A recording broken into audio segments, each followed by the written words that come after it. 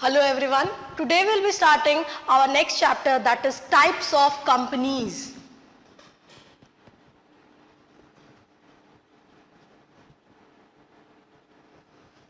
आज हम बात करेंगे कई तरह की कंपनीज के बारे में, उसके कैरेक्टरिस्टिक्स के बारे में और फर्दर उनके बारे में डिस्कशन करेंगे। फिलहाल अगर हम बात करें कंपनीज के बारे में, तो companies act 2013 has provided various kinds of company that can be promoted and registered under the act. उनमें से कुछ कंपनी है जैसे कि private company, public company, one person company. Private company, public company, one person company that is OPC. Detail discussion करेंगे इनके बारे में। फिलहाल बात करते हैं प्राइवेट, पब्लिक और ओपीसी के बारे में, एक आइडिया लेते हैं। जैसा कि आप जानते हैं कि पब्लिक कंपनी के केस में कितने लोगों की आवश्यकता होती है फॉर्मेशन करने के लिए। 7 or more person are required in case of a public company, whereas private company की अगर हम बात करें तो 2 या 2 से अधिक, 2 या 2 or more person are required to form a private company. One person company single person की आवश्यकता होती है जो कि फॉर्म कर सकता है कंपनी की। ये एक नया कंसेप्ट आया है कंपनीज एक्ट 2013 के तहत, जिसमें individual can form a company which is known as one person company. It is different from sole proprietorship. It is not sole proprietorship जहां पे एक single person business carry on करता है। मैम फर्क क्या है दोनों में? सोल प्रोप्राइटरशिप में जैसे कि लायबिलिटी की हम बात करते हैं कि लायबिलिटी जो कि जिम्मेवारी, कर्ज चुकाने की जिम्मेवारी, डेब्ट्स को चुकाने की जिम्मेवारी अनलिमिटेड होती है। मतलब प्रोप्राइटर के निजी पर्सनल एसेट को बेच करके भी चुकाया जाएगा। हाउएवर वन पर्सन कंपनी की अगर हम बात करें, यहां पे लायबिलिटी जो कि है लिमिटेड है, मतलब एक हद तक ही है कंपनी के एसेट के ऊपर, उस हद तक ही जिम्मेवारी रहेगी पे ऑफ करने की, चुकाने की डेब्ट्स और लायबिलिटी को। साथ ही साथ वन पर्सन कंपनी की अगर हम बात करें, वन पर्सन कंपनी जैसा कि हम बात कर रहे हैं, it is a kind of private company where one person can form a company by subscribing to the memorandum of association.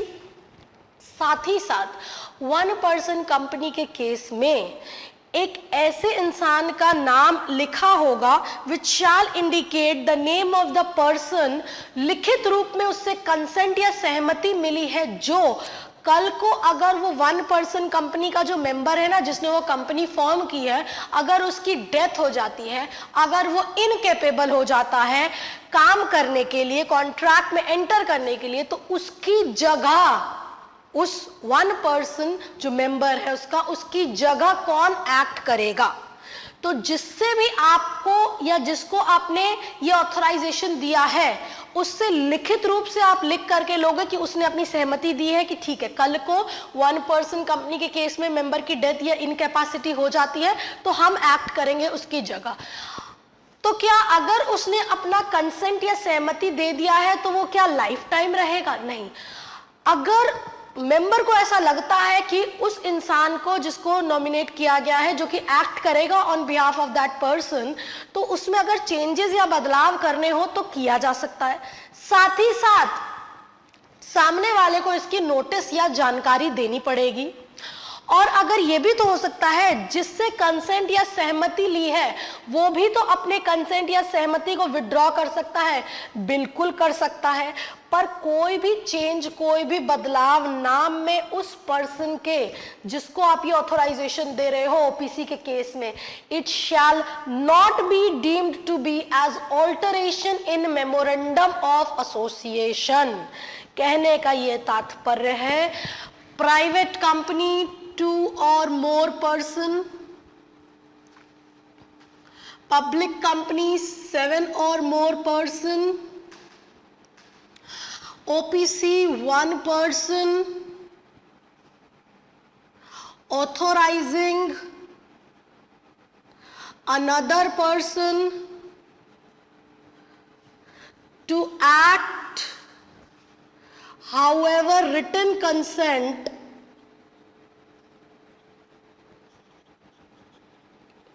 has already been obtained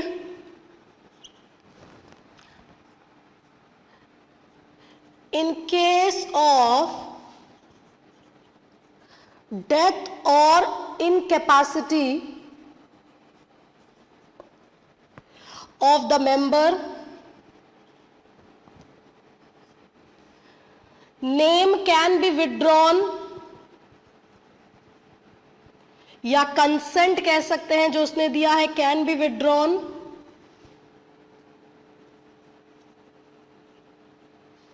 notice भी देना रहेगा अगर चेंज कर रहे हैं, if change in name,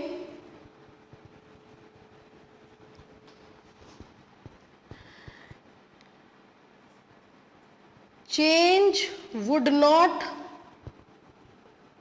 result into alteration of memorandum of association। मतलब 1 person company के case में जो भी आपने जिस पर्सन से प्रायर कंसेंट लिखा है, लिया है, जो कि सब्सक्राइबर की डेथ के केस में या उसकी इनकैपेसिटी के केस में एक्ट करेगा, उसको आपने रिटन कंसेंट ले लिया। बाद में अगर आप चेंज या बदलाव करना चाह रहे हो या जिसने रिटन कंसेंट दिया है वो खुद से अपनी कंसेंट को विड्रॉ करना चाह रहा है, ऐसा किया जा सकता है। हाउएवर कोई भी चेंज या बदलाव ऑल्टरेशन इन मेमोरेंडम नहीं माना जाएगा। ठीक है, एम आई क्लियर? अभी हम जस्ट एक आइडिया ले रहे हैं प्राइवेट, पब्लिक और ओपीसी के बारे में, डिटेल डिस्कशन इसके बारे में करेंगे।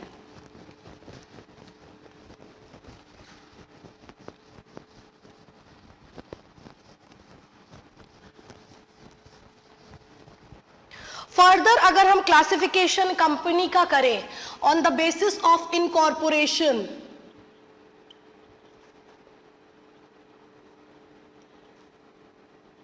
इनकॉर्पोरेशन के बेसिस पे अगर क्लासिफिकेशन करें, पहला स्टैट्यूटरी कंपनी,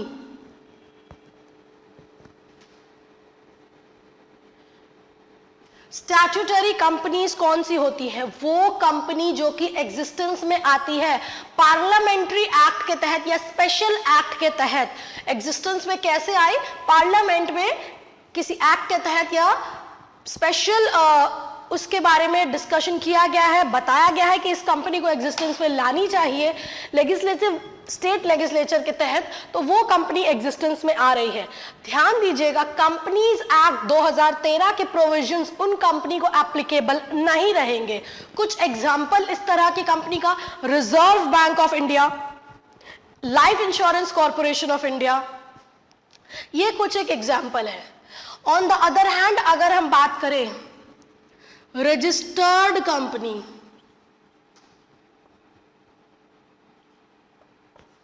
रजिस्टर्ड कंपनी कौन सी होती है? कंपनी जो कि इनकॉर्पोरेट हुई है कंपनी एक्ट 2013 के तहत, या तो फिर वो कंपनियां जो कि प्रीवियस कंपनी लॉ जो कि थे 1956 के तहत या उससे पहले जो कंपनी लॉ थे उसके तहत अगर रजिस्टर्ड हुई है तो उन पे भी वो सारे प्रोविजंस एप्लीकेबल होंगे। ऑलरेडी रजिस्टर्ड कंपनी चाहे नए कंपनीज एक्ट 2013 के तहत या अंडर एनी प्रीवियस लॉ के तहत। तो स्टैट्यूटरी कंपनी मतलब company which came into existence under special parliamentary act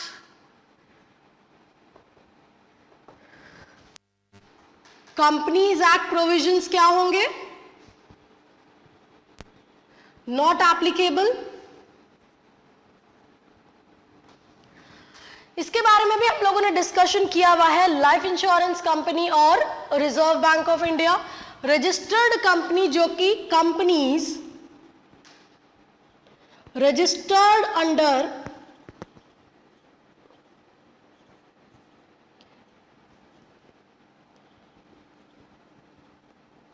और अंडर प्रीवियस लॉ के तहत अगर रजिस्टर्ड हुई है। इनके अलावा अगर हम बात करें अनलिमिटेड कंपनीज, अनलिमिटेड कंपनीज कौन सी हुई? अनलिमिटेड लायबिलिटी कंपनी ज्यादा बेटर रहेगा। अनलिमिटेड लायबिलिटी कंपनी अगर हम बोले, कोई लिमिट नहीं है लायबिलिटी के ऊपर, मतलब अपने पर्सनल एसेट्स को भी दांव पे लगाया जाएगा डेब्ट्स को, लायबिलिटी को चुकाने के लिए। Where the liability of the members are unlimited and such companies may और may not have share capital, जो कि या तो पब्लिक भी हो सकती हैं या तो प्राइवेट भी हो सकती हैं। No limit on liability. Nextly अगर हम बात करें company limited by guarantee,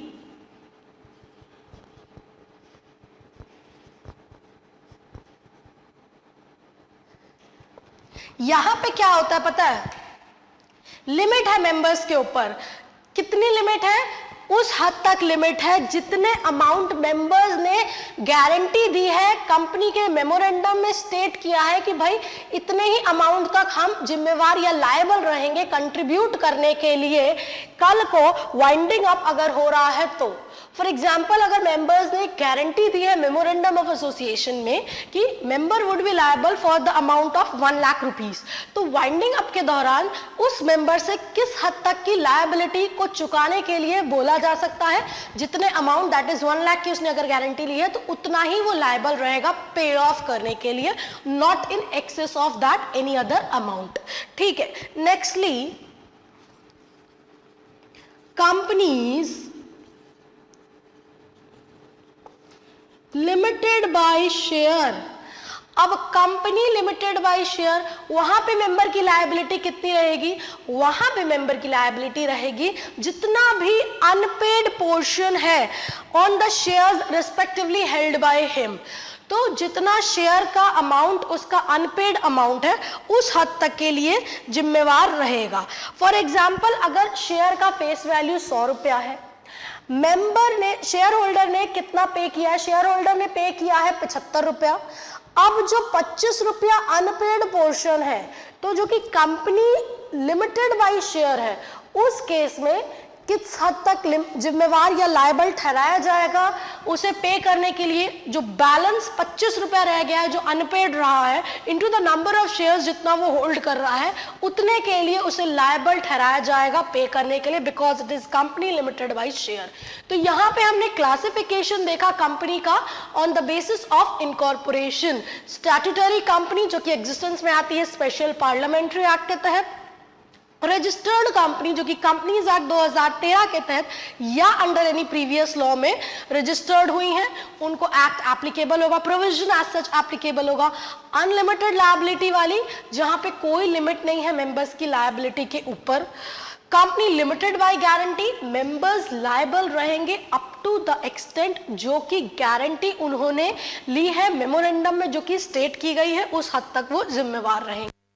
company limited by share, company limited by share के केस में मेंबर्स, शेयर होल्डर जो कि है शेयर्स होल्ड कर रहा है, जो भी अनपेड पोर्शन है शेयर्स का, उसके लिए into the number of shares जितना वो होल्ड कर रहा है उतने ही अमाउंट के लिए जिम्मेवार रहेगा, क्योंकि that is a company which is limited by shares. तो ये तो एक क्लासिफिकेशन हुआ on the basis of incorporation. इनके अलावा और भी तरह की कंपनियां हैं, जैसे कि government company, foreign company, holding subsidiary company, investment company, producer company, Nidhi companies, non banking financial companies और डोरमेंट कंपनीज, जिनके बारे में हम लोग धीरे धीरे डिस्कशन करेंगे। यहाँ पे केवल हमने एक आइडिया लिया है विथ रिगार्ड टू कितने प्रकार की, कितनी फॉर्म्स ऑफ कंपनीज होती है। ठीक है।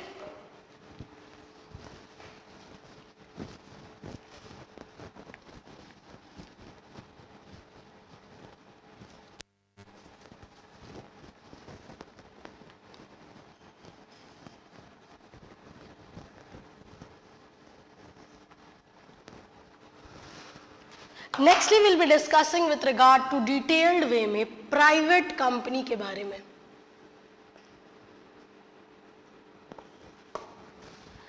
प्राइवेट कंपनी, जैसा कि हम बातचीत कर चुके हैं, 2 और more person are required to form private company. Private company के केस में रेस्ट्रिक्शन है, पाबंदी है with regard to transfer of shares. Shares are not freely transferable in case of private company. Minimum number of members 2 और more person 2 है। However maximum की limit 200 है, जो कि प्रीवियसली 50 थी, उसे बढ़ा करके अब 200 कर दिया गया है कि maximum number of member in case of a private company is 200। Now accept in case of 1 person company, अब उन मेंबर्स की गिनती के लिए कुछ चीजें हैं जिनको कंसिडर करने की जरूरत है। जॉइंट अगर शेयर होल्डर है, अगर जॉइंट शेयर होल्डर है, when the shares are held by more than 1 person, उनको सिंगल पर्सन या सिंगल ट्रीट किया जाएगा for the purpose of computation of membership.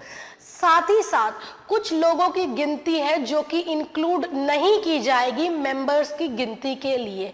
कौन से वो लोग हैं? Person who are in the employment of the company, मतलब जो कंपनी की एम्प्लॉयमेंट में है उनकी गिनती मेंबर्स की गिनती में एक्सक्लूड की जाएगी। इनके अलावा person who have formerly been members of the company, employment of the company, were members of the company in that employment and have continued to be members after the employment ceases. मतलब employment में थे, employment खत्म होने के बाद भी member रहे हैं, साथ ही साथ या तो एम्प्लॉयमेंट में रहा हो, तो ये लोग इंक्लूड नहीं किए जाएंगे मेंबर्स की गिनती के लिए। ध्यान देने की बात है, प्राइवेट कंपनी के केस में 2 or more person, restriction on transfer of shares, maximum limit 200, however following person will not be included for computing the number of members.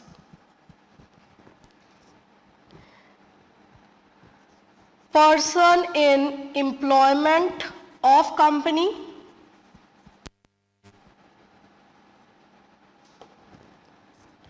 person who have formerly been in employment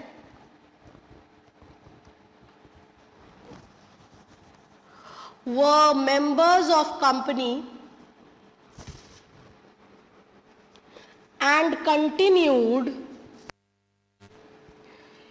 even after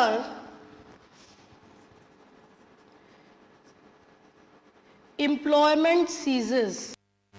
और joint को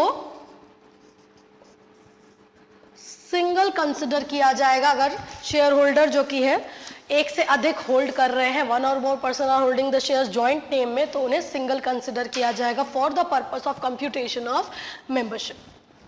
now ध्यान दीजिएगा, restriction या पाबंदी है shares के transfer के ऊपर प्राइवेट कंपनी के केस में। प्राइवेट कंपनी में issue debentures to any number of person, the only condition is that invitation to public to subscribe for debenture is prohibited. Debenture issue करने को किसी को भी कर सकता है, पर पब्लिक के लिए ये प्रोहिबिशन और रेस्ट्रिक्शन है प्राइवेट कंपनी के केस में। प्राइवेट कंपनी को अपने नाम के आखिर में ऐड करना पड़ेगा प्राइवेट लिमिटेड कंपनी, जो कि अगर प्राइवेट कंपनी उनको ऐड करना पड़ेगा अपने नाम के लास्ट में प्राइवेट लिमिटेड कंपनी। और इनके पास एक और एसेंशियलिटी या एक और ध्यान में रखने वाली बात है, प्राइवेट कंपनी केस में मिनिमम कितने डायरेक्टर होंगे? 2 directors are minimum in case of a private company। तो अगर इन केस 2 ही मेंबर हैं तो 2 मेंबर भी माने जाएंगे, that shall be the 2 directors of the company, the only 2 members shall be the 2 directors of the company। इनके अलावा अगर हम प्राइवेट कंपनी की कुछ कैरेक्टरिस्टिक्स के बारे में बात करें, मेंबर्स की अगर हम बात करें, जैसा कि हम बात कर चुके हैं, मिनिमम कितने होते हैं प्राइवेट में? 2, मैक्सिमम 200। लिमिटेड लायबिलिटी की अगर हम बात करें, प्राइवेट कंपनी के केस में लायबिलिटी जो कि है लिमिटेड है, मतलब एक हद तक, एक लिमिट तक है, ठीक है। मतलब उन्हें अपने पर्सनल एसेट्स को बेच करके डेब्ट चुकाना नहीं पड़ेगा। Perpetual succession, again perpetual succession क्या होता है? Company is unaffected by the entry exit of member. Death हो जाए, कुछ हो जाए कोई फर्क नहीं पड़ेगा कंपनी को, जैसा कि हम बात कर चुके हैं, company is a ongoing process, company is unaffected by the entry और एग्जिट ऑफ मेंबर, कोई भी आए जाए उससे कोई फर्क नहीं पड़ेगा, कंपनी बंद होगी वाइंडिंग अप के प्रोसीडियर के तहत कंपनीज एक्ट के। Now nextly a number of directors, कितने number of directors private company के केस में 2 डायरेक्टर्स की आवश्यकता होती है to start the operation. Paid up capital कोई मिनिमम रिक्वायरमेंट नहीं है। Earlier there was a limit on the minimum requirement for private और public के केस में, अब कोई लिमिट नहीं है कि इतनी मिनिमम रिक्वायरमेंट है कैपिटल की प्राइवेट कंपनी के केस में, there is no limit on the capital requirement। Prospectus, prospectus की अगर हम बात करें, प्रोस्पेक्टस क्या होता है? Prospectus is an invitation to public to subscribe for the shares of the company, जहां पे डिटेल प्रोसीडियर रहते हैं कंपनी के आने वाले कल में कंपनी क्या करने वाली है, क्या क्या फ्यूचर प्रोजेक्ट्स हैं और कहां कहां इन्वेस्टमेंट करने वाली है, जिसको देख करके समझ के लोग पैसा लगाते हैं कंपनी में। प्राइवेट कंपनी तो जनरल पब्लिक को शेयर्स इशू ही नहीं करती, प्रोस्पेक्टस की बात या रेलेवेंस की तो बात ही नहीं आती है। पब्लिक कंपनी के केस में इसका रेलेवेंस होता है। नेक्स्टली अगर हम बात करें मिनिमम सब्सक्रिप्शन की, मिनिमम सब्सक्रिप्शन क्या होता है? मिनिमम सब्सक्रिप्शन मतलब वो अमाउंट, वो पैसा जो कि कंपनी को रिसीव होगा, मिलेगा शेयर इशू करके कितने समय के अंदर, with in a certain period of time, और अगर किसी कारणवश कंपनी रिसीव नहीं कर पा रही है उस अमाउंट को, उस पैसे को, तो कंपनी जो कि है कमेंस नहीं कर सकती है बिजनेस।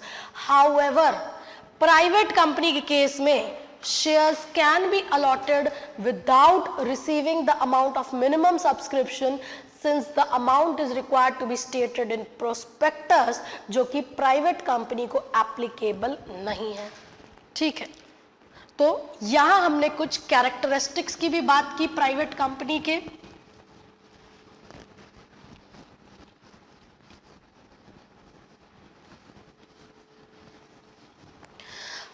प्राइवेट कंपनी के कुछ कैरेक्टरिस्टिक्स के बारे में बात की।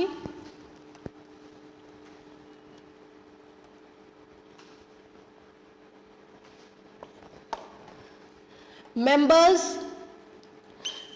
To maximum 200, liability limited, perpetual succession, unaffected by the entry exit of members, directors 2 directors private company के केस में, पेड अप कैपिटल की कोई मिनिमम रिक्वायरमेंट नहीं है, प्रोस्पेक्टस एंड मिनिमम सब्सक्रिप्शन, जैसा कि अभी हम बात कर चुके हैं प्रोस्पेक्टस पब्लिक कंपनी के केस में मिनिमम सब्सक्रिप्शन वो अमाउंट, वो पैसा जो कि प्रोस्पेक्टस में लिखा रहता है, स्टेट किया जाता है, इतना कंपनी उठा पाएगी जनरल पब्लिक से। किसी कारणवश अगर नहीं उठा पाती है तो बिजनेस कमेंस नहीं करेगी। तो ये तो पब्लिक कंपनी के केस में, प्राइवेट के केस में तो ये एप्लीकेबल ही नहीं है। ठीक है, आगे डिस्कशन को बढ़ाते हैं।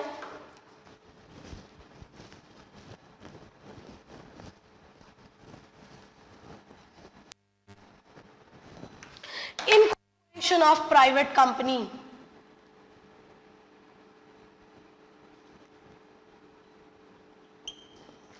क्या क्या स्टेप है, कैसे प्राइवेट कंपनी इनकॉर्पोरेट होती है, इसके बारे में डिस्कशन कर लेते हैं। पहला स्टेप है अप्लाई फॉर नेम अप्रूवल। क्या नाम सोच रहे हैं, उसका अप्रूवल भी तो मिलना चाहिए, उसके बाद तो आगे का स्टेप्स होगा। पहली बात है अप्लाई फॉर नेम अप्रूवल। देखिए बहुत रेलेवेंस है नेम अप्रूवल के लिए। कई बार क्या होता है ना, अप्रूवल क्यों लेने की जरूरत होती है? ऑलरेडी मार्केट में कुछ कंपनी एग्जिस्टेंस में है, अब आप कंपनी फॉर्म करना चाह रहे हो, अब आप अपनी कंपनी का नाम अगर उसी कंपनी से मिलता जुलता अगर रख दोगे तो लोगों के दिमाग में, जनरल पब्लिक के दिमाग में क्या कंफ्यूजन होगा कि ये ऑलरेडी जो कि एग्जिस्टेंस में कंपनी है उसी से रिलेटेड कंपनी है। तो इसीलिए क्या होता है पता है, नेम अप्रूवल की आवश्यकता होती है ताकि जनरल पब्लिक के दिमाग में किसी तरह का कंफ्यूजन क्रिएट ना हो। और कई बार क्या होता है, अपोज भी किया जाता है जो कि ऑलरेडी एग्जिस्टेंस इंस्टेंस कंपनी है कि भाई ये नाम नहीं होना चाहिए इसका, क्योंकि हम पहले से रजिस्टर्ड है, हमारे नाम से मिलता जुलता नाम रखेगा तो उसको लगेगा कि हमारे कस्टमर जो कि है ऑलरेडी, हमारे जो बाकी पार्टीज जो कि है उनको ये दिमाग में इंप्रेशन चलेगा कि भाई उन्हीं से रिलेटेड है, तो हमारे कस्टमर भी आएंगे, चले जाएंगे, और साथ ही साथ एक ऑलरेडी उनको एक दिक्कतें आएंगी। तो इसी पर्पस के लिए बोला गया है पहले तो आप नेम का अप्रूवल लो, आप अपने हिसाब से नाम सजेस्ट करो, अप्रूवल आपको मिलेगा और उसके बाद आप फर्दर का स्टेप करो। अप्रूवल ऑफ नेम के लिए पहले क्या करना पड़ता है, लॉगिन करना पड़ता है एमसीए की वेबसाइट पे। लॉगिन करेंगे एमसीए की वेबसाइट पे और एप्लीकेंट जो कि हैं have to log in to their account on MCA website. After login they have to click on the icon run in MCA service, online form shall be open, जिसे fill करना पड़ेगा और सारे जो पॉइंट्स है उसे फिल करना पड़ेगा और उसको नेसेसरी प्रोसीडियर जो कि है वो करना पड़ेगा। तो पहले तो आपको एमसीए के वेबसाइट पे लॉगिन करना पड़ेगा और वो फॉर्म लेना पड़ेगा। उसके बाद डिटेल्स उसमें स्पेसिफाई करने पड़ेगा। कौन सी डिटेल्स? कई बार क्या होता है पता है, एग्जिस्टिंग कंपनी है जिसको अपना नाम बदलना है, तो उसके लिए भी कुछ डिटेल्स या कुछ फॉर्मेलिटीज है जो कि पूरी करनी पड़ती है। एंटर करना पड़ता है सिन नंबर, जैसे corporate identity number, in case अगर कंपनी को अपना नाम चेंज करना है या बदलना है उस केस में। Proposed name auto check facility रहती है। चूज फाइल या अटैचमेंट, अगर कोई अटैचमेंट नेसेसरी अपलोड करने के लिए जरूरत है वो करना पड़ेगा। Submission of form to MCA website, fees का पेमेंट करो और वो जो नाम आपको अप्रूवल मिला है वो कितने दिनों के लिए वैलिड रहेगा? 20 दिनों के लिए वैलिड रहेगा वो नाम आपके लिए, ठीक है। The name which has been reserved, that is reserved name shall be valid for 20 days from the date of approval of name। अब ये तो पहला स्टेप हुआ। इसके बाद preparation of document for incorporation.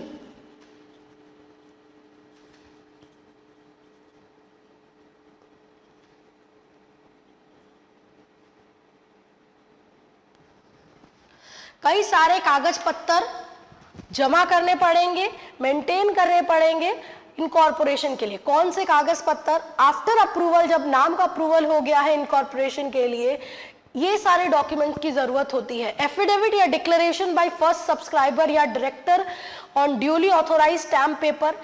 Declaration या एफिडेविट मिलना चाहिए फर्स्ट सब्सक्राइबर जो कि रहेंगे कंपनी के और डायरेक्टर जो कि है उसका।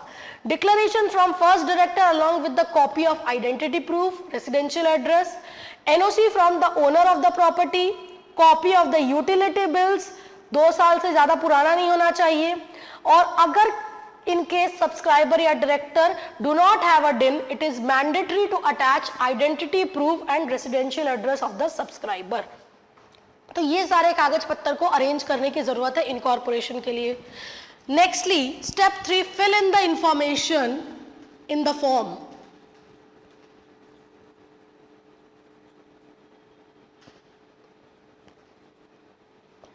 अब फॉर्म में कुछ इंफॉर्मेशन डिटेल्स को स्पेसिफाई करने की जरूरत है। फॉर्म कौन सा है? E form, that is SPICe INC 32।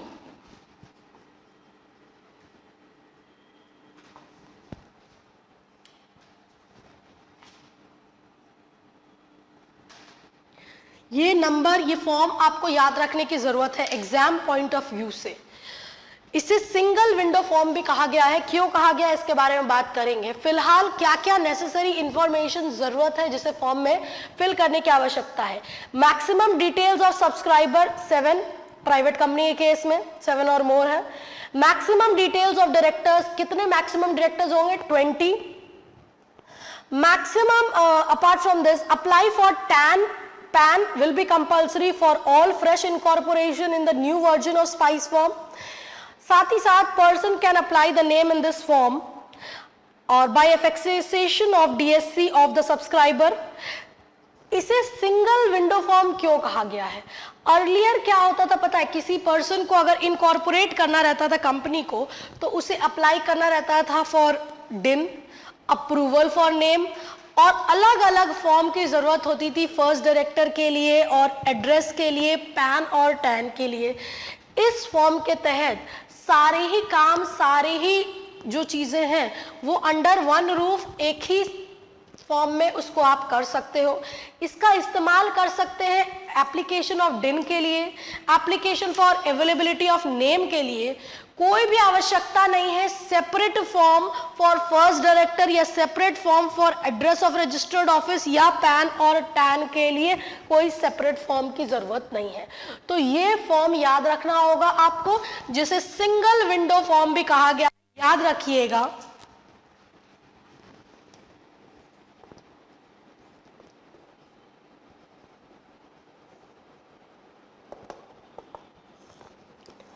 Exam point of view से स्पाइस फॉर्म 32 ना सिंगल विंडो फॉर्म भी पूछ सकता है कि वो किसे कहा जाता है। तो आपको ये बताना पड़ेगा कि प्रीवियसली जिसे इनकॉर्पोरेट करना था पर्सन को, कंपनी को, तो उसे अलग अलग फॉर्म जमा करने पड़ रहे थे अलग अलग जगह पे। यहाँ इस फॉर्म के तहत सारी ही चीज़ों के लिए, चाहे वो डिन के लिए एप्लीकेशन हो, चाहे वो अवेलेबिलिटी अप्रूवल ऑफ नेम के लिए हो, चाहे पैन टैन से रिलेटेड हो, उन सब के लिए अलग फॉर्म ज़रूरत नहीं है करने के लिए, इसी के अंडर सब चीज़ें हो सकती हैं। Step 4 is preparation of memorandum and article of association. That is memorandum of association and article of association. Company के चार्टर, कंपनी के इंटरनल मैटर्स से रिलेटेड डॉक्यूमेंट वो स्टेट करने पड़ेंगे, प्रिपेयर करने पड़ेंगे कंपनी को, ठीक है। Nextly fill details of PAN tan,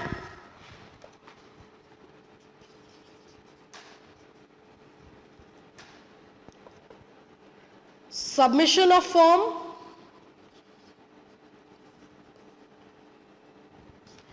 nextly certificate of incorporation.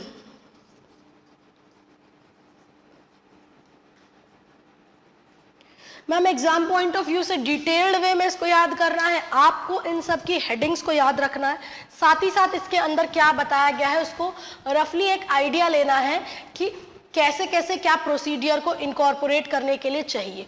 Private company certificate of incorporation मिलने के बाद काम करेगा, public company certificate of commencement का इंतजार करता है, तब जाके बिजनेस कमेंस कर सकता है। तो ये सारे प्रोसीडियर हमने देखे इनकॉर्पोरेशन ऑफ प्राइवेट कंपनी के, कैसे कैसे इनकॉर्पोरेट होगी और क्या क्या प्रोसीडियर या क्या क्या स्टेप है। दिमाग में पॉइंट ऑफ व्यू में क्लियर करने की बात ये है, सिंगल विंडो फॉर्म को ये आपको दिमाग में रखना है कि अगर एग्जाम पॉइंट ऑफ व्यू से पूछता है तो। अपार्ट फ्रॉम दैट इनके स्टेप्स को आपको ध्यान रखना है ना।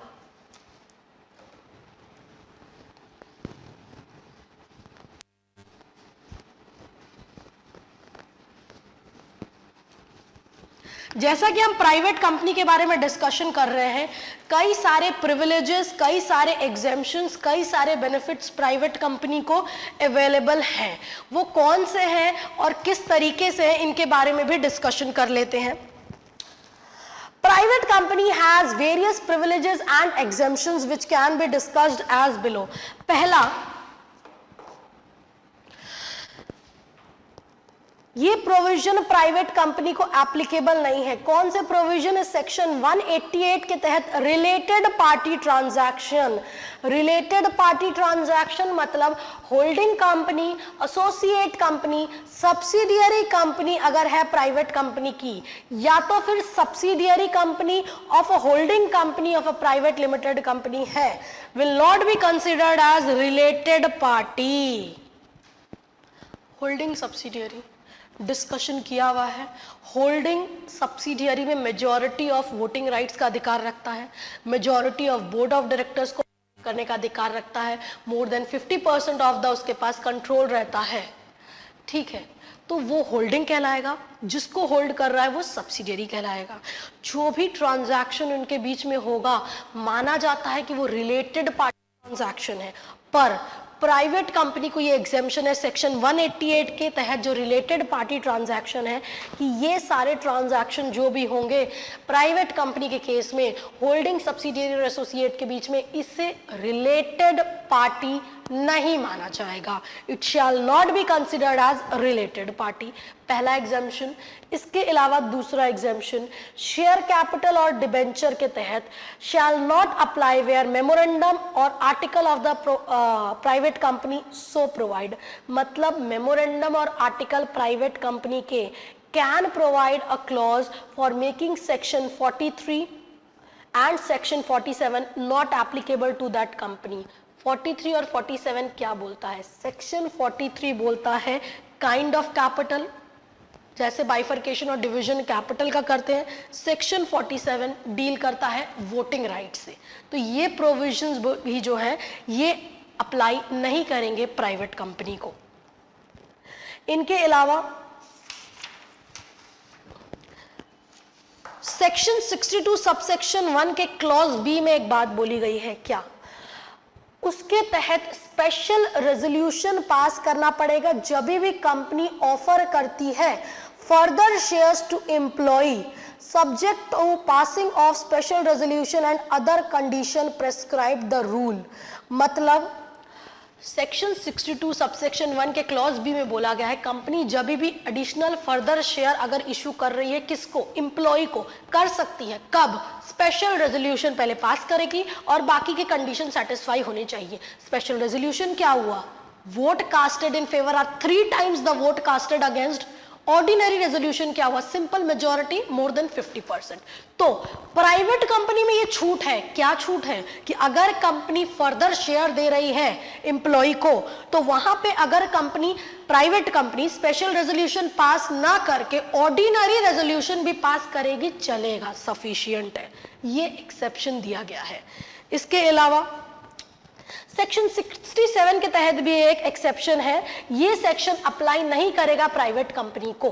क्या बोलता है section 67? Section 67 deals with the restriction on purchase of a company by और giving loan by it for purchase of shares. Company के ऊपर रिस्ट्रिक्शन, पाबंदी लगा रहा है, किसके तहत? परचेज करने के लिए या लोन देने के लिए, शेयर खरीदने के लिए। प्राइवेट कंपनी एग्जेम्प्टेड है इस सेक्शन के तहत बशर्ते 3 कंडीशन को अगर प्राइवेट कंपनी सेटिस्फाई करेगी तो। कौन से वो 3 कंडीशन है? Private company in whose share capital no other body corporated has invested, कोई और बॉडी कॉर्पोरेट उस कंपनी में इन्वेस्टमेंट नहीं किया है। इसके अलावा borrowing of such private company banks और financial institution is less than twice its paid up share capital या 50 crore whichever is lower.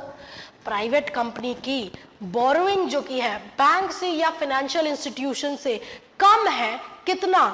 Twice इसके पेड अप शेयर कैपिटल और 50 crore rupees which ever is lower. साथ ही साथ such company ने कोई भी डिफॉल्ट नहीं किया है बोरोइंग को रीपे करने के लिए, तो उस केस में ये सेक्शन जो कि सेक्शन 67 है which relates to where assistance और help is given by the company to purchase the shares, ये एप्लीकेबल नहीं होगा प्राइवेट कंपनी के केस में।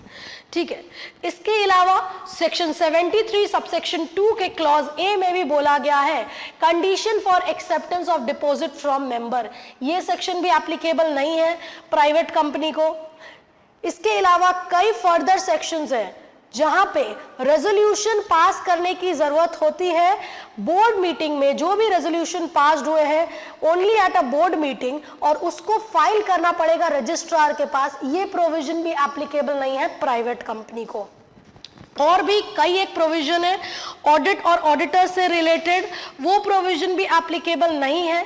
यानी कि वहां पे प्राइवेट कंपनी के केस में पेड अप शेयर कैपिटल अगर लेस देन 100 करोड़ है are excluded from the limit where the appointment of auditor has to be made as per section 141 subsection 3 के तहत। वैसे ही अपॉइंटमेंट क्वालिफिकेशन ऑफ डायरेक्टर के exemption है, साथ ही साथ मीटिंग ऑफ बोर्ड या पावर्स के ये भी एक्सेप्शन है। इसके अलावा रेम्यूनरेशन ऑफ मैनेजरियल पर्सनल, ये भी सेक्शन एप्लीकेबल नहीं है प्राइवेट कंपनी को। और फर्दर बहुत सारे एक्सेप्शन और मॉडिफिकेशन है with regard to financial statement.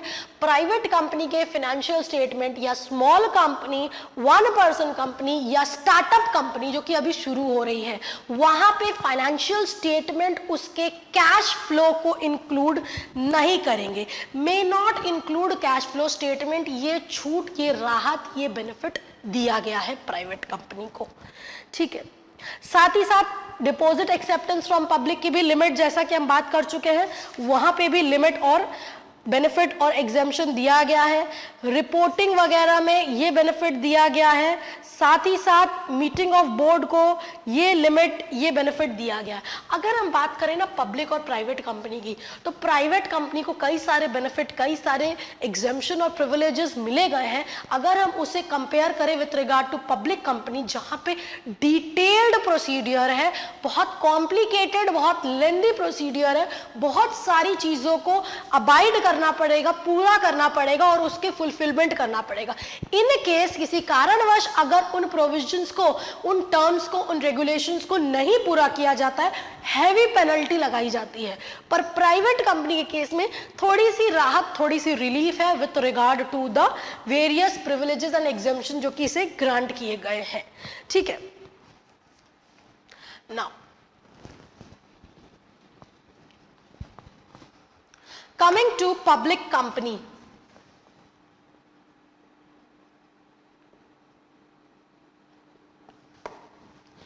Public company की हम बात करें, पब्लिक कंपनी के केस में कितने लोग, 7 और more person are required to form a public company, ठीक है।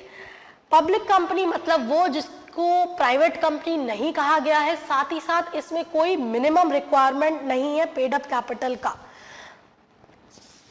पब्लिक कंपनी के केस में शेयर्स जो कि है फ्रीली ट्रांसफरेबल है, जो कि हमने देखा था प्राइवेट के केस में रेस्ट्रिक्शन और पाबंदी लगाई गई थी।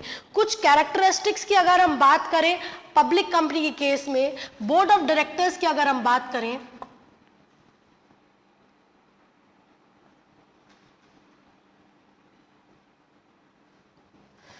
मिनिमम 3 एंड मैक्सिमम 15 डायरेक्टर्स की आवश्यकता होती है, प्राइवेट नहीं, पब्लिक कंपनी के केस में।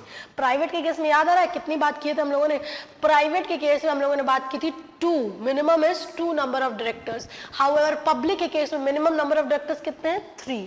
इसके अलावा लिमिटेड लायबिलिटी जो कि सेम थी, कंपैरिजन करते रहोगे तो याद रहेगा ज्यादा कि क्या फर्क हमने देखा और क्या फर्क नहीं है। लिमिटेड लायबिलिटी, लिमिट है लायबिलिटी के ऊपर। साथ ही साथ number of members,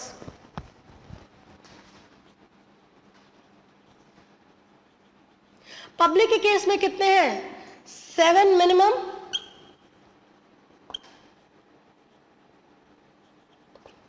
limitless maximum. Private के केस 2, मैक्सिमम की लिमिट 200।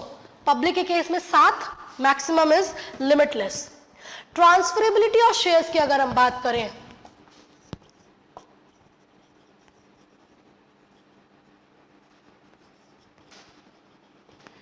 प्राइवेट के केस में रेस्ट्रिक्शन, पाबंदी है कि shares are not freely transferable. Public के केस में ऐसा कोई रेस्ट्रिक्शन, ऐसी कोई पाबंदी नहीं है, shares are freely transferable. Nextly incorporation of public company की हम बात करें। अभी हमने प्राइवेट कंपनी के इनकॉर्पोरेशन के बारे में डिस्कशन किया। Now will be discussing about private company के केस में, पब्लिक कंपनी के केस में क्या क्या स्टेप्स हैं, क्या क्या प्रोसीजर है इनकॉर्पोरेशन के। पहला स्टेप है obtaining approval of foreign investment promotion board, अगर जरूरत हुई तो, if required. If the activities of Indian wholly owned subsidiary fall under government approval route, then the approval of FIBB has to be obtained. मतलब वो company जो कि India में है, that is a wholly owned subsidiary, और अगर वो government route के तहत आ रही है, परमिशन है फॉरेन डायरेक्ट इन्वेस्टमेंट की, और वहां पे क्या होता है कि तब कंपनी का इनकॉर्पोरेशन होगा जब कंपनी को फॉरेन इन्वेस्टमेंट प्रमोशन बोर्ड से अप्रूवल और सहमति अगर मिल गई है तब। तो पहला स्टेप यहां पे क्या होगा,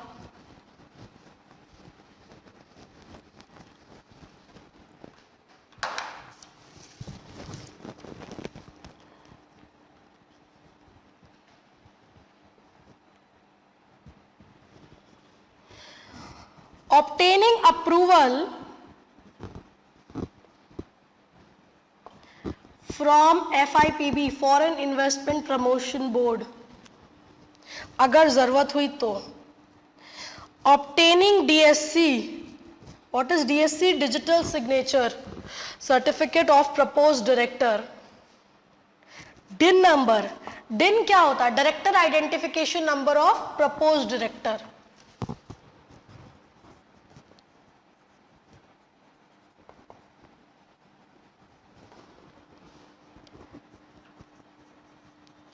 applying for availability of name, same apply करना है कि नेम कुछ ऐसा तो नहीं है जो कि मिलता जुलता हो, साथ ही साथ अवेलेबल है कि नहीं, गाइडलाइंस को पूरा करना पड़ेगा. Drafting of memorandum of association, article of association, filing of incorporation document,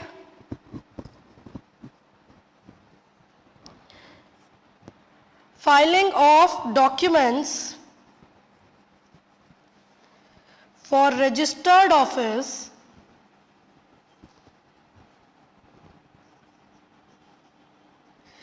within 30 days of incorporation. Company का इनकॉर्पोरेशन हो गया, उसके 30 दिनों के अंदर कंपनी का रजिस्टर्ड ऑफिस कहां पे रहेगा उसकी जानकारी 30 दिनों के अंदर बतानी पड़ेगी और देनी पड़ेगी. इसके अलावा certificate of commencement of business, जैसा कि हम बात कर चुके हैं प्राइवेट कंपनी को इसकी जरूरत नहीं होती, हाउएवर पब्लिक कंपनी को कमेंसमेंट सर्टिफिकेट की आवश्यकता होती है.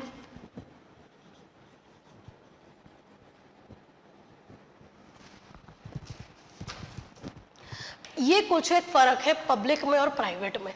जैसा कि हमने यहाँ पे स्टेप्स ऑफ इनकॉर्पोरेशन में देखा, obtaining approval of foreign investment promotion board if required, अगर जो कि कंपनी है होली ओन सब्सिडियरी है, गवर्नमेंट रूट के तहत आ रही है, अप्रूवल चाहिए रहेगा यहाँ पे, तो तब जाके ये पहले अप्रूवल लेना पड़ेगा. उसके बाद डीएससी ऑब्टेन करनी पड़ेगी, डिजिटल सिग्नेचर सर्टिफिकेट. डायरेक्टर जो कि प्रपोज डायरेक्टर है कंपनी के बनने चाह रहे हैं, उनका डायरेक्टर आइडेंटिफिकेशन नंबर चाहिएगा. कंपनी के अवेलेबिलिटी सूटेबिलिटी नाम के लिए एप्लीकेशन डालना पड़ेगा. अगर जो नाम आपके हिसाब से आप सोच रहे हो वो अवेलेबल है, आपको वो ग्रांट कर दिया जाएगा, अदरवाइज बोला जाएगा कि नहीं दूसरा नाम, 2-3 नाम आपको देने पड़ते हैं, उसके हिसाब से आपको परमिशन मिलती है. ड्राफ्टिंग ऑफ मेमोरेंडम और आर्टिकल ऑफ एसोसिएशन, कंपनी के चार्टर और इंटरनल रेगुलेशन से related document. Filing of incorporation document, जो जो डॉक्यूमेंट नेसेसरी कागज पत्तर है उसे जमा करने पड़ेंगे. Documents of registered office with in 30 days of incorporation, incorporation के 30 दिनों के अंदर रजिस्टर्ड ऑफिस के डॉक्यूमेंट्स को मेंटेन करना पड़ेगा, जमा करना पड़ेगा. फाइनली सर्टिफिकेट ऑफ कमेंसमेंट मिलता है कंपनी को, जिसके तहत कंपनी बिजनेस कमेंस कर सकती है, पब्लिक कंपनी. ठीक है.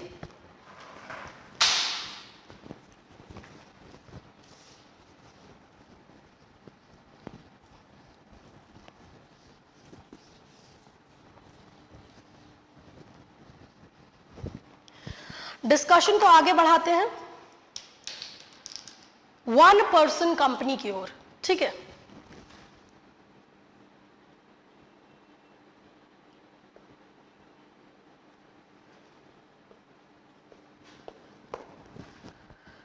नाउ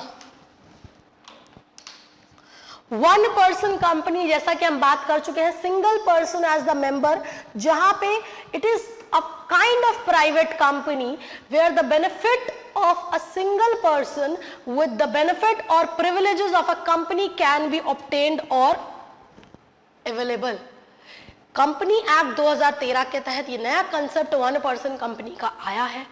इसके तहत क्या होता है, इसके तहत बेसिकली छोटे बिजनेसमैन को, सिंगल स्मॉल बिजनेसमैन को ये इनकरेज करने की ये सुविधाएं दी गई हैं कि आप, जो कि अगर आप सोल प्रोप्राइटर कर रहे थे तो वहां पे कुछ डिसएडवांटेज था. लिमिट अगर हम बात करें लायबिलिटी की तो वहां पे अनलिमिटेड थी.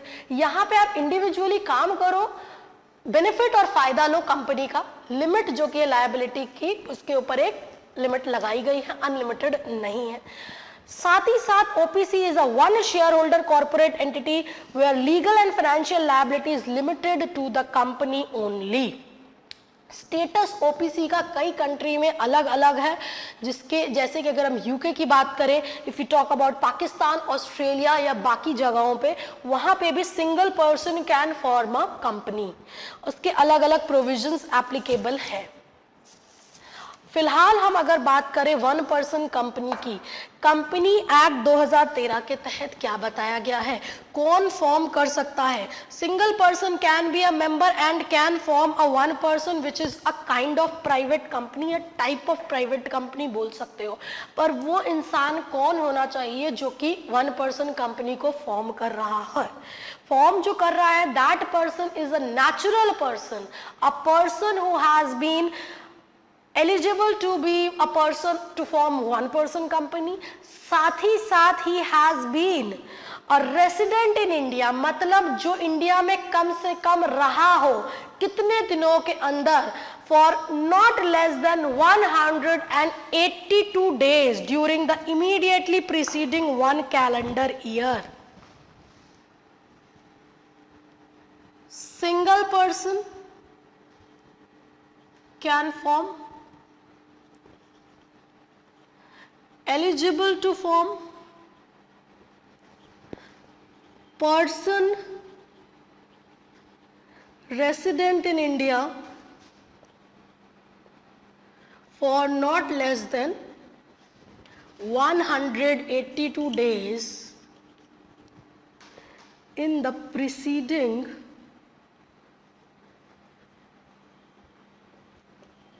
calendar years, वो वन पर्सन कंपनी फॉर्म कर सकता है। वो पर्सन जो कि रेसिडेंट इंडिया में रहा हो, कम से कम 182 दिन रहा हो प्रीसीडिंग वन कैलेंडर ईयर, तो वो फॉर्म कर सकता है। एक और बात, वन पर्सन कंपनी के केस में जो भी पर्सन सब्सक्राइब करेगा, that single person who has formed the company, उसे मेमोरेंडम में, जैसा कि हम डिस्कस कर चुके हैं, दूसरे पर्सन का नाम भी स्टेट करना पड़ेगा, जो कि इन केस मेंबर की अगर डेथ हो जाती है, अगर वो इनकेपेबल हो जाता है कॉन्ट्रैक्ट में एंटर करने के लिए, तो पहले ही लिखित रूप से आप सामने वाले का कंसेंट ले लो कि वो आपके बदले में एक्ट करेगा। साथ ही साथ इसमें चेंज या बदलाव कर सकते हो, कोई दिक्कत नहीं है। उस चेंज या बदलाव को मेमोरेंडम के ऑल्टरेशन में कंसिडर नहीं किया जाएगा। ठीक, क्या फर्क है सोल प्रोप्राइटरशिप और ओपीसी में? लायबिलिटी का फर्क है, अनलिमिटेड सोल प्रोप्राइटरशिप के केस में, ओपीसी के केस में लिमिट है लायबिलिटी में। क्या पोजीशन है वन पर्सन कंपनी की कंपनीज एक्ट 2013 के तहत? A one person company shall have minimum one director, therefore OPC will be registered as a private company with one member and one director.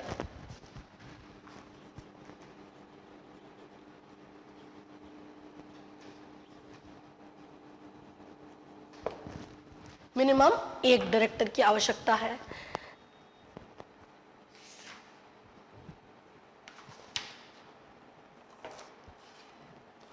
Companies act के rule के तहत हम लोगों ने discussion किया है, कई सारे प्रोविजंस को और देख लेते हैं ओपीसी के केस में। पहला डिस्कशन तो हमने ये किया कि वो जो पर्सन ओपीसी को फॉर्म कर रहा है, that person must be a resident in India. कितने दिनों तक इंडिया में रहना चाहिए? कम से कम उसको 182 डेज, तब माना जाएगा वो रेसिडेंट रहा है।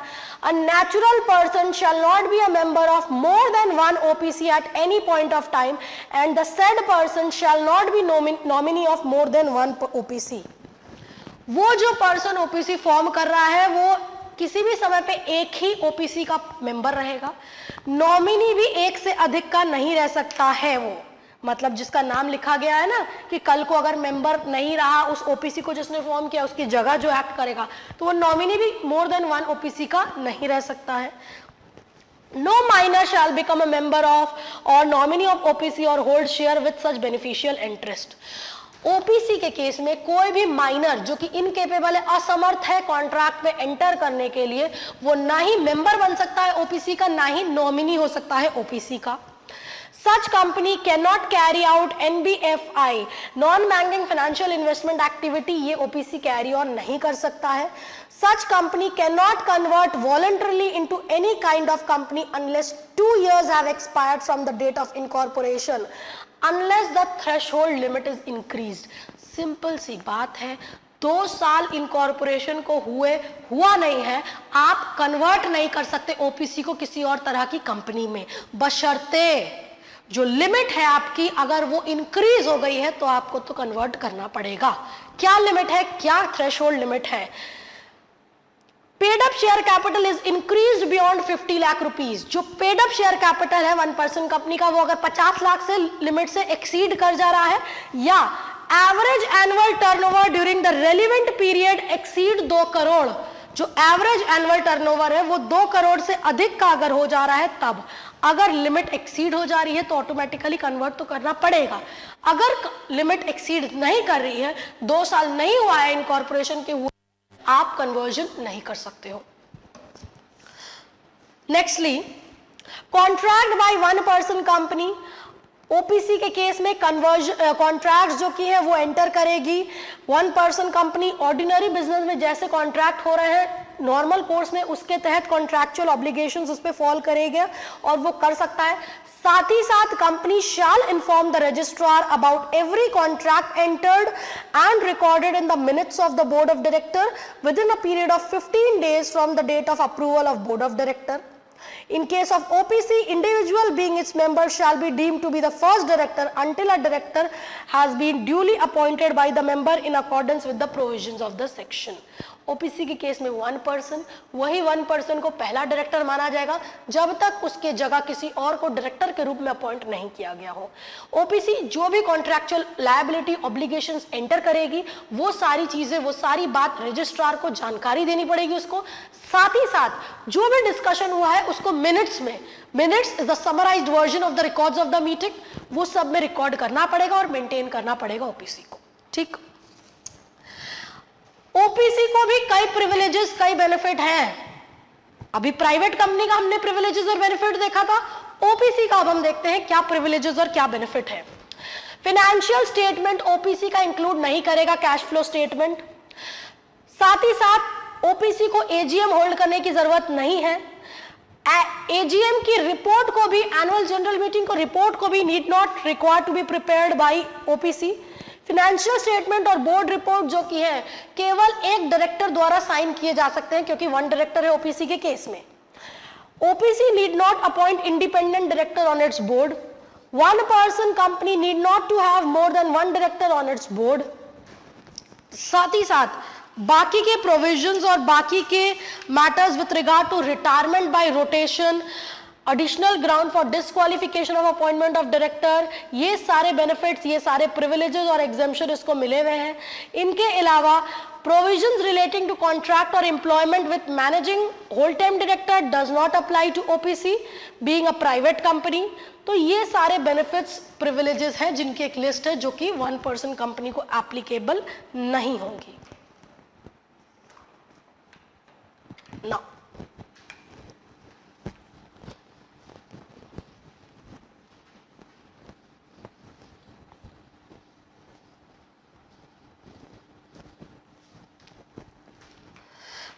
को आगे बढ़ाते हैं with regard to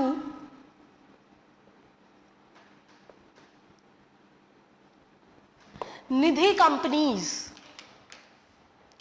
Nidhi companies कौन सी होती हैं?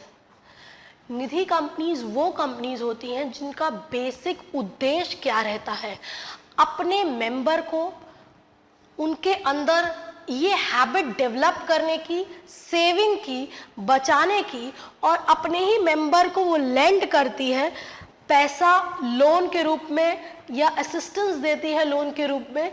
किसके अगेंस्ट? ज्वेलरी के अगेंस्ट गिरवी रख करके अपने ही कुछ मेंबर्स हैं जिनके तहत आप उनको बेनिफिट दे रहे हो, लोन दे रहे हो उनको।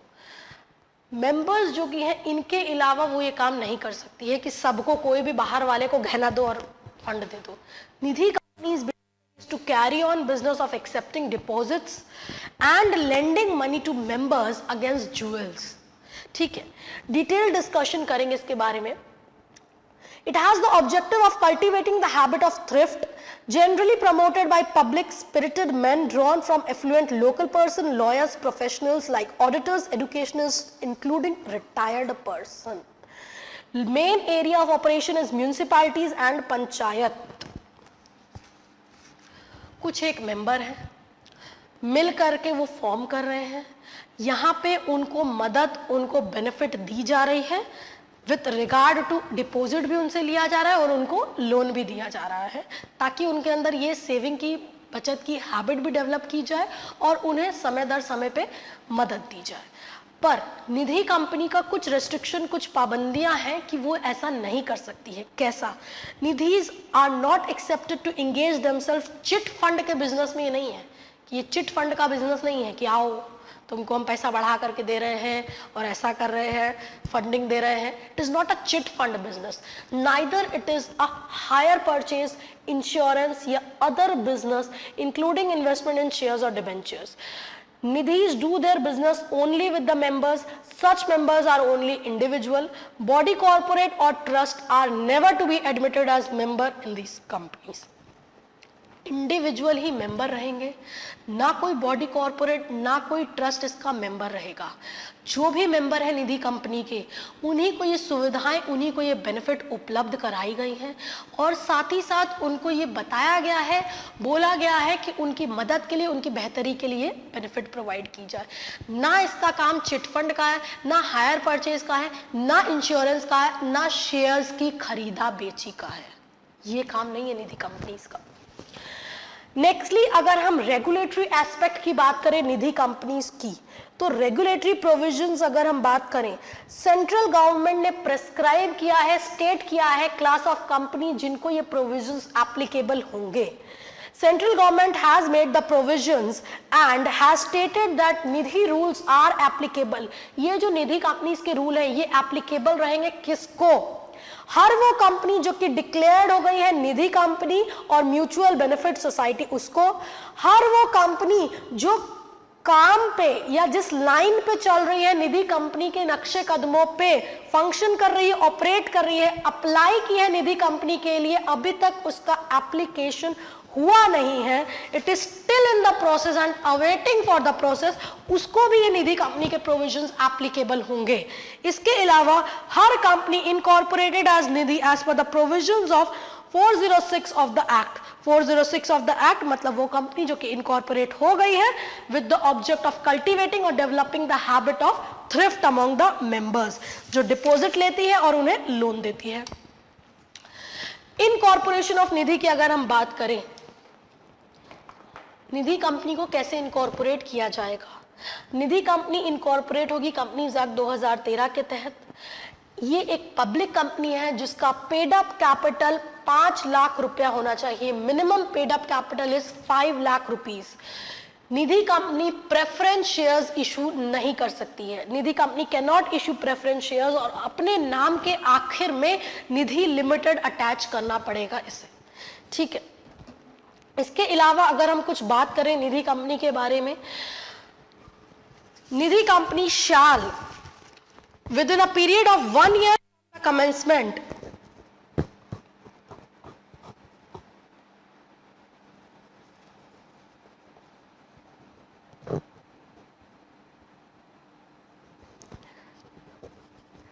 not less than कितने मेंबर्स होने चाहिए? 200 मेंबर्स. नेट ओन्ड फंड की अगर हम बात करें, 10 लाख और मोर. unencumbered term deposit not less than 10% of outstanding deposit. और अगर हम रेशियो देखें नेट ओन्ड फंड का डिपॉजिट से, कितना होना चाहिए? नॉट मोर देन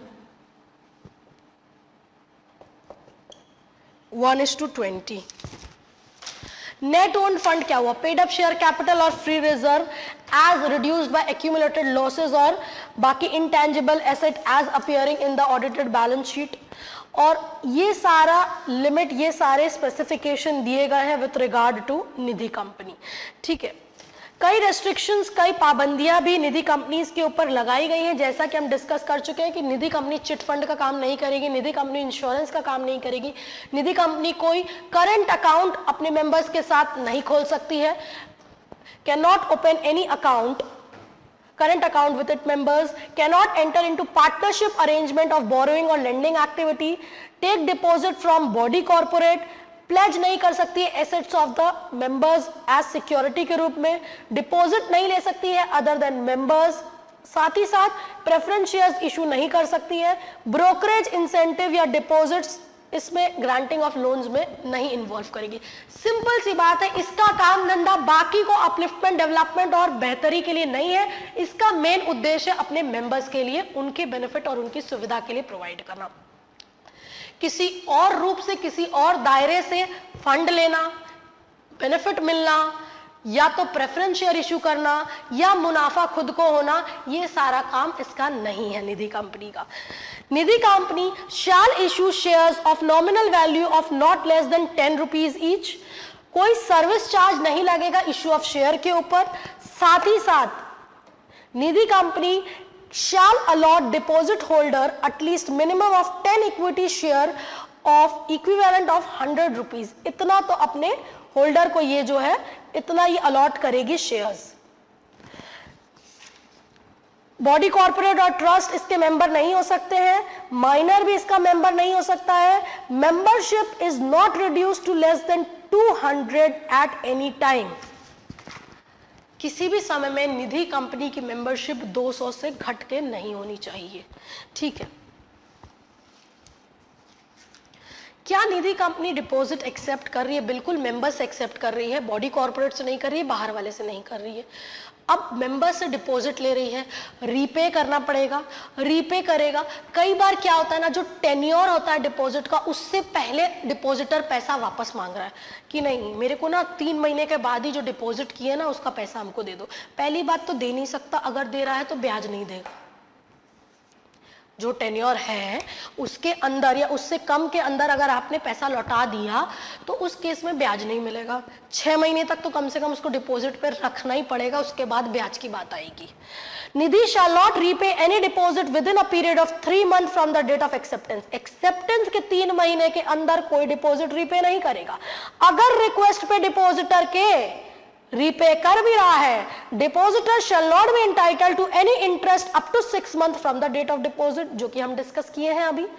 साथ ही साथ अगर एक्सपायरी के पहले डिपॉजिटर को पैसा लौटाया जा रहा है, उस केस में क्या होगा? Rate of interest payable shall be reduced by 2% from the rate from which Nidhi would have ordinarily paid and the deposit has been accepted for the period for which such depositor had run। कई बार ये भी होता है, member ने पैसा deposit किया, अब एक टाइम पीरियड है, एक टेन्योर है कि इतने समय के लिए हम पैसा जमा किए हैं आपके पास।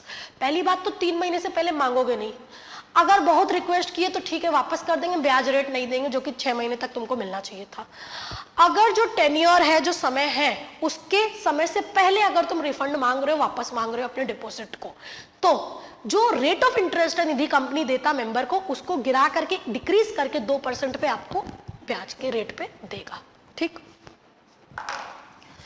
लोन्स बाय निधि कंपनी अगर हम बात करें, लिमिट देखें कि कितना लिमिट दे सकता है निधि कंपनी लोन के रूप में अपने मेंबर्स को, उसके बारे में एक आइडिया ले लेते हैं। एग्जाम व्यू से आपको जितनी बातें हम डिस्कस कर रहे हैं उसको समझने की कोशिश करनी है with regard to the questions exam में कैसे आ सकते हैं। देखो, पब्लिक प्राइवेट का तो हमने डिफरेंस देख लिया, OPC is a great concept जहां पे रेगुलरली क्वेश्चंस आते हैं, तो ओपीसी एक रिजेम्बलेंस रखता है एग्जाम पॉइंट ऑफ व्यू से, जिसे आपको ध्यान रखना है। निधि कंपनी भी जो हम डिस्कशन कर रहे हैं, इसमें भी कुछ क्वेश्चंस आपके एग्जाम में you can expect a questions. Now हम बात कर रहे हैं यहाँ पे लोन्स बाय निधि कंपनी। अगर हम एक टैबुलर फॉर्म में इसे समझने की कोशिश करें कि कितना लोन दे सकता है, टोटल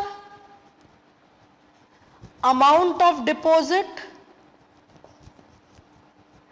फ्रॉम मेंबर्स और लोन की अगर हम बात करें,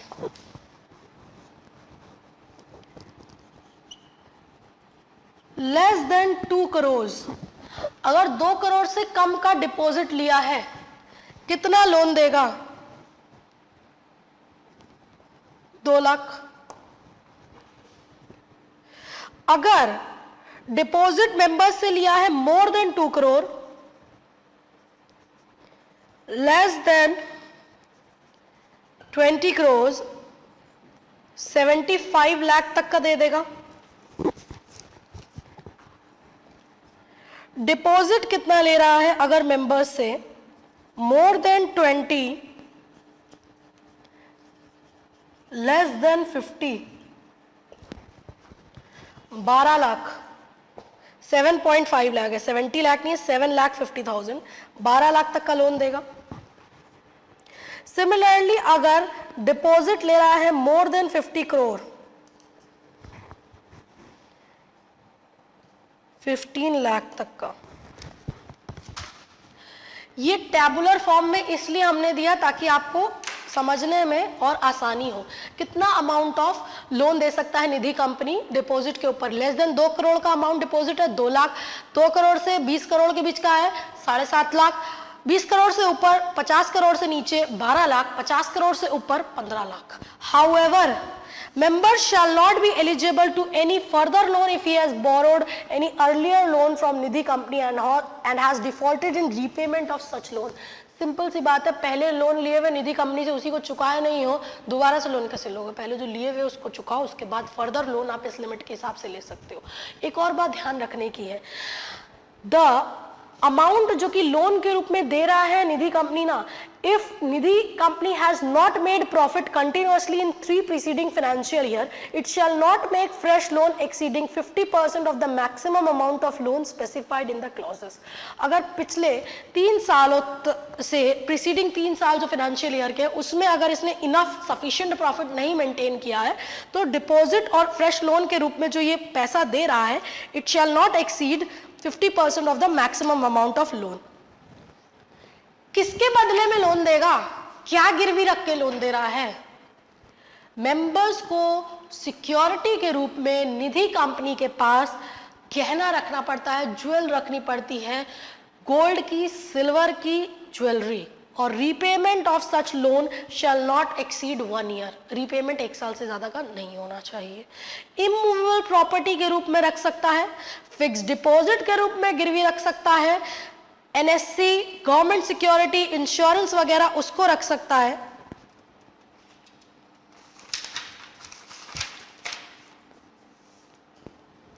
रेट ऑफ इंटरेस्ट कितना देता है निधि कंपनी लोन के ऊपर? Rate of interest charge by Nidhi company shall not exceed 7.5% above the highest rate of interest offered on deposit by Nidhi and shall be calculated on reducing balance method के ऊपर calculate किया जाएगा। ठीक है, इसके अलावा अगर हम बात करें with regard to director of Nidhi company, director of Nidhi company, time ज्यादा हो गया लग रहा है, डायरेक्टर ऑफ निधि कंपनी के बारे में अगर हम बात करें तो डायरेक्टर कंपनी के कौन होंगे? Director of a Nidhi company shall be a member of the Nidhi. Director shall hold the office of 10 consecutive years on the board of Nidhi and shall be eligible for reappointment after expiration of ceasing of 2 years of ceasing to be a director.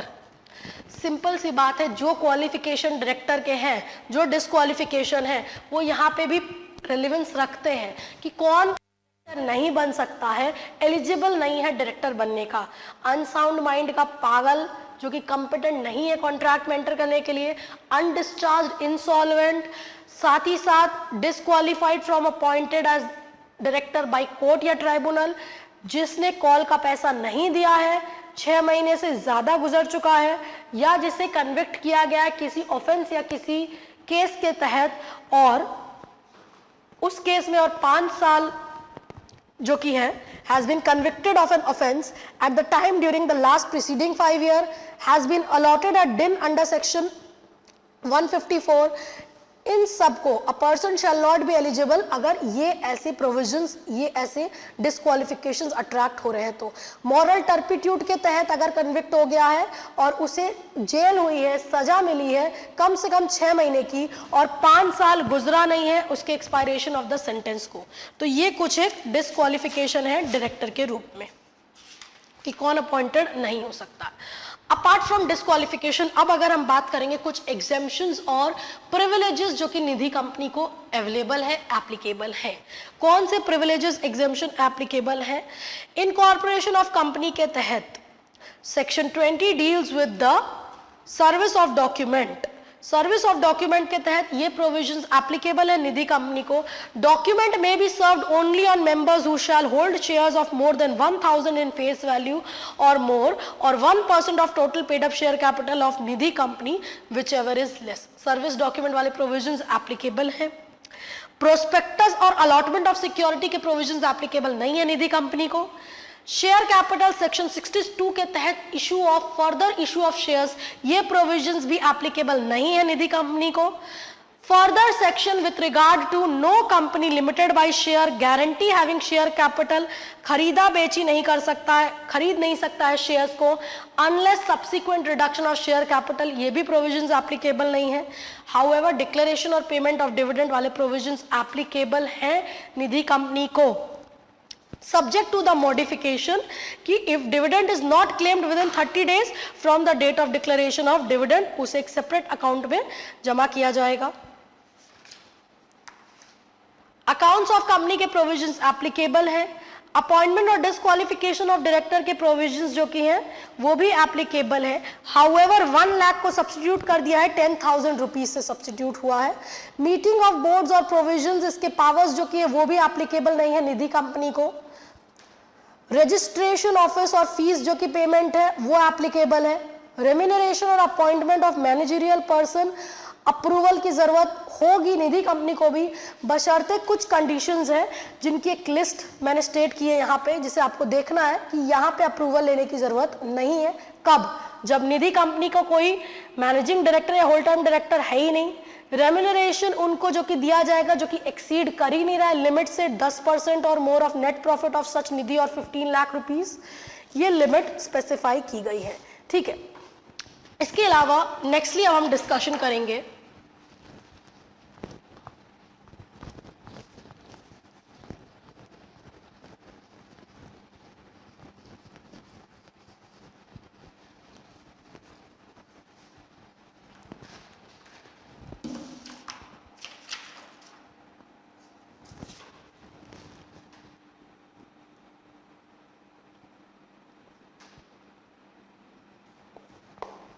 Producer companies. Basically producer company कौन सी होती हैं? Producer company body corporate होती हैं जिनका उद्देश्य, जिनका main purpose क्या होता है? जिनका पर्पस मेन होता है, मेंबरशिप इसकी खुली रहती है उनके लिए जिनका मेन प्राइमरी प्रोड्यूस एग्रीकल्चर का काम है, उनके लिए जो कि एग्रीकल्चरल प्रोड्यूस में इन्वॉल्व है, प्रोडक्शन कर रहे हैं और वही उनका मेन काम है, वो फॉर्म करते हैं प्रोड्यूसर कंपनी। इनका बेसिक उद्देश्य, बेसिक ऑब्जेक्ट जो कि है स्पेसिफाई किया गया है सेक्शन 581B सबसेक्शन 1 के तहत। तो कह सकते हैं हम प्रोड्यूसर कंपनी में a body corporate having objects or activities specified in section 581B subsection 1 of Companies Act 1956.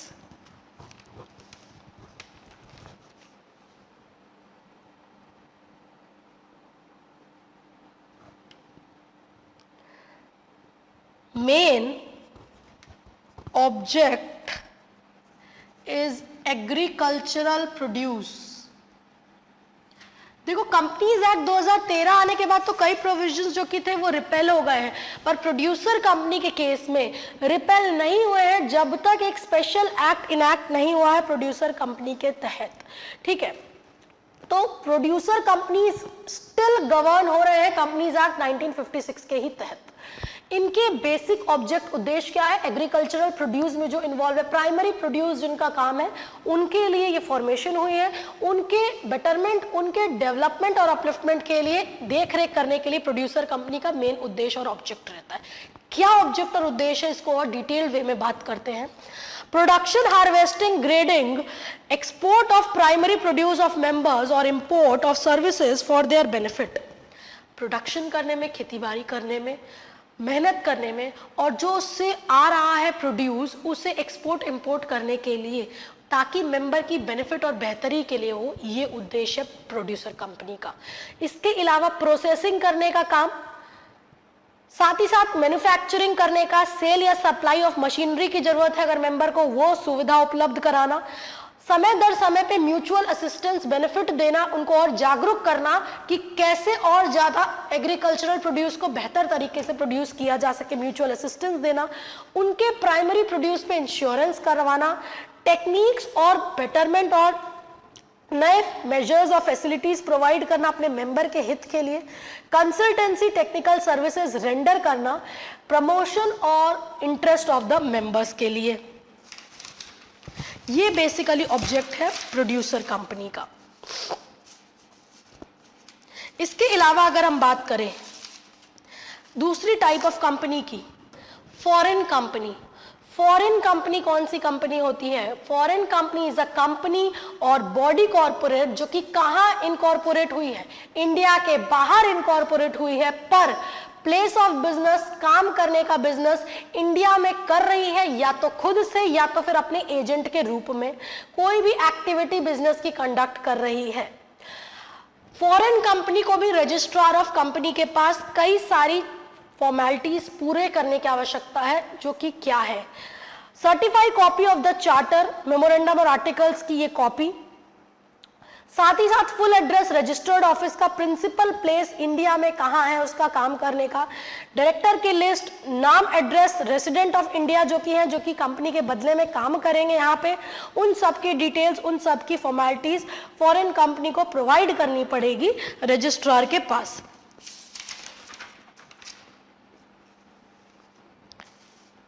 Foreign companies को, with regard to the foreign companies, कई सारे प्रोविजंस इनको एप्लीकेबल होते हैं। अगर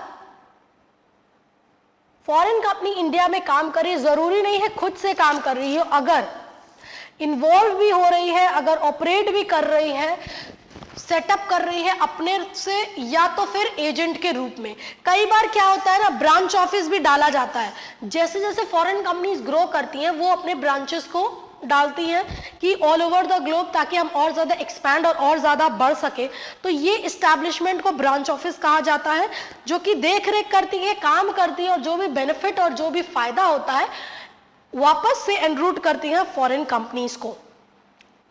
कई सारे एक्टिविटीज ब्रांच ऑफिसेस की परमिटेड है, और वो परमिटेड आरबीआई द्वारा है। कुछ लिस्ट है उनके, वो सारे सर्विसेज कौन सी है? एक्सपोर्ट इंपोर्ट कर सकती है गुड्स का ब्रांच ऑफिस, रेंडर कर सकती है professional consultancy service, overseas group company, representing parent company in India as buying selling agent India के रूप में, rendering services in information technology, technical support दे रही है foreign airline shipping company. Branch office जो की है is not allowed to undertake कोई भी retail trading activity, manufacturing, processing undertake नहीं करेगा। ये सब बाधित है, इन सब के ऊपर एक रेस्ट्रिक्शन लगाया गया है कि ये सब काम ब्रांच ऑफिस नहीं कर सकता है।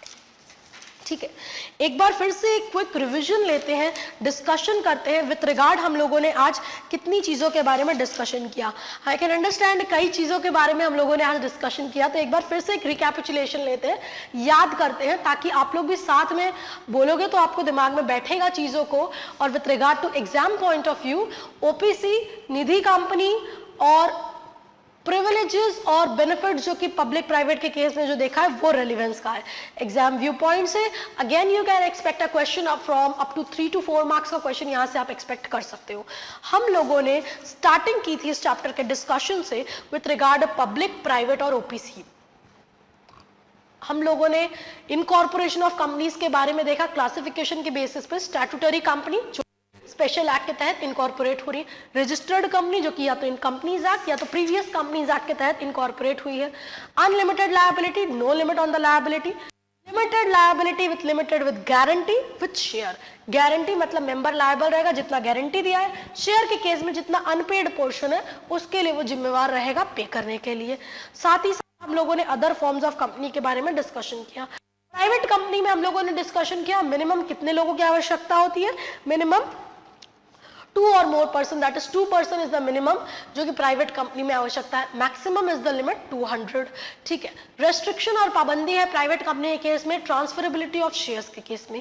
मेंबर्स की गिनती की अगर हम बात करें तो जॉइंट होल्डर को सिंगल माना जाएगा, person who are in the employment को काउंट नहीं किया जाएगा, formally in the employment and continue to be in the employment even after employment ceases, उन्हें भी नहीं जोड़ा जाएगा। नेक्स्टली हम लोगों ने कैरेक्टरिस्टिक ऑफ प्राइवेट कंपनी के बारे में डिस्कशन किया था। Members minimum 2, maximum 200, limited liability, succession perpetual succession है। नेक्स्टली हम लोगों ने डिस्कशन किया डायरेक्टर्स कितने होते हैं, 2, कोई मिनिमम कैपिटल रिक्वायरमेंट नहीं है, प्रोस्पेक्टस मिनिमम सब्सक्रिप्शन की आवश्यकता नहीं है प्राइवेट कंपनी के केस में। इनकॉर्पोरेशन ऑफ प्राइवेट कंपनी के कई स्टेप्स हमने देखे, याद है सिंगल विंडो फॉर्म क्या है, स्पाइस INC 32 फॉर्म याद रखना है। अलग अलग फॉर्म के लिए अलग अलग आवश्यकता नहीं है, अलग अलग चीजों के लिए करने के लिए, इसी के अंडर सारी चीजें हो सकती हैं। चाहे आप डिन के बारे में ले लो एप्लीकेशन, अवेलेबिलिटी ऑफ नेम के लिए ले लो, पैन और टैन के लिए ले लो। प्रिविलेजेस और एग्जेम्पशन प्राइवेट कंपनी के हम लोगों ने डिस्कशन किए। We had a discussion with regard to public company, minimum 7, max freely transferable shares. Characteristic हम लोगों ने कुछ देखे इसके बारे में। इनकॉर्पोरेशन ऑफ पब्लिक कंपनी के बारे में भी हम लोगों ने डिस्कशन किया। फर्दर हम लोगों ने इसके बारे में डिस्कशन किया OPC, 1 person company, 1 person form करेगा कंपनी, वही पर्सन रहेगा मेंबर, हाउएवर नॉमिनी के रूप में किसी को डालेगा, चेंजेस और बदलाव अल्टरेशन नहीं माने जाएंगे मेमोरेंडम में। फर्क है सोल प्रोप्राइटर और OPC में लिमिट ऑफ लायबिलिटी के केस पे। नेक्स्टली हम लोगों ने कई प्रिविलेजेस और एग्जेम्पशन OPC के केस में भी देखे। हम लोगों ने फर्दर निधि कंपनी के बारे में डिस्कशन किया। निधि कंपनी डेवलपिंग और cultivating the habit of members के लिए ही ज्वेलरीज और अदर सिक्योरिटीज के रूप में लेकर के लोन दे रहा है मेंबर्स को। चिट फंड का काम नहीं है, हायर परचेज का काम नहीं है, इंश्योरेंस वगैरह का काम नहीं है, खरीदा बेची शेयर का काम नहीं है निधि कंपनी का। हम लोगों ने फर्दर डिस्कशन किया, लिमिट्स देखी, इनकॉर्पोरेशन कैसे होता है निधि कंपनी का। नेक्स्टली हम लोगों ने कई रेस्ट्रिक्शंस निधि कंपनी पे देखे। फर्दर हम लोगों ने लोन और डिपॉजिट की लिमिट देखी कि कब रीपे करेगा और कितने रेट पे कैसे करेगा। क्या क्या लोन के रूप में सिक्योरिटी रख सकता है निधि कंपनी के केस में मेंबर। डायरेक्टर्स के कुछ डिस्क्वालिफिकेशन है निधि कंपनी में, जो भी हम लोगों ने डिस्कशन किया था वो भी। प्रोड्यूसर, इसके अलावा प्रिविलेजेस कुछ थे और बेनिफिट थे। Producer company section 581B subsection 1 के तहत बेसिक ऑब्जेक्ट उद्देश्य क्या है मेंबर्स का, प्राइमरी प्रोड्यूस में, एग्रीकल्चरल प्रोड्यूस में जो इन्वॉल्व है उन्हें और ज्यादा बेनिफिट देना, टेक्निकल असिस्टेंस देना, म्यूचुअल असिस्टेंस देना, एजुकेशनल फैसिलिटी देना, प्रोड्यूसिंग करने के लिए बेनिफिट देना, हार्वेस्टिंग करने के लिए मशीनरी वगैरह की सुविधाएं उपलब्ध कराना और ज्यादा बेहतर तरीके से उन्हें असिस्ट करना ताकि वो प्राइमरी प्रोड्यूस अच्छे से कर सके। उनके इंपोर्ट एक्सपोर्ट से रिलेटेड भी मैटर्स को देखना। नेक्स्टली फॉरेन कंपनी जो कि इनकॉर्पोरेटेड हुई है आउटसाइड इंडिया, इंडिया में प्लेस ऑफ बिजनेस है उसका, ऑपरेट कर रही है, काम कर रही है, रजिस्ट्रार के पास नेसेसरी कागज पत्र जमा करने पड़ेंगे। कंपनी ब्रांच ऑफिस डाल सकती है इंडिया में, काम बढ़ गया, ग्रो कर रहा है, अक्रॉस द ग्लोब वो ब्रांच ऑफिस डाल सकती है। बट कुछ काम को कुछ किन किन एरियाज पे ब्रांच ऑफिस क्या क्या काम करेगी इसके बारे में भी हम लोगों ने देखा था। एक्सपोर्ट इंपोर्ट गुड्स का, कंसल्टेंसी सर्विसेज का, ओवरसीज का और इंफॉर्मेशन टेक्नोलॉजी और अदर टेक्निकल सपोर्ट का। However retail activities, manufacturing, undertaken, वो सारे चीजें बार्ड है।